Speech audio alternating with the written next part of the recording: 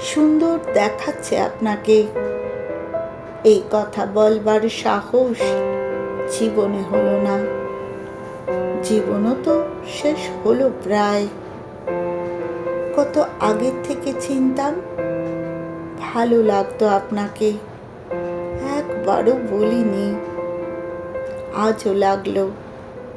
খেয়ালই করিনি কেউ, 1.5 ঘন্টা দাঁড়িয়ে দাঁড়িয়ে কথা বলছি রাসবিহারী মোড়ে।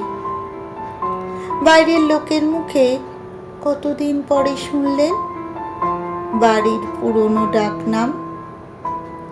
আপনার অবাক হওয়া, ছেলে মানুষের মতো খুশি হওয়া দেখে ভালো লাগলো।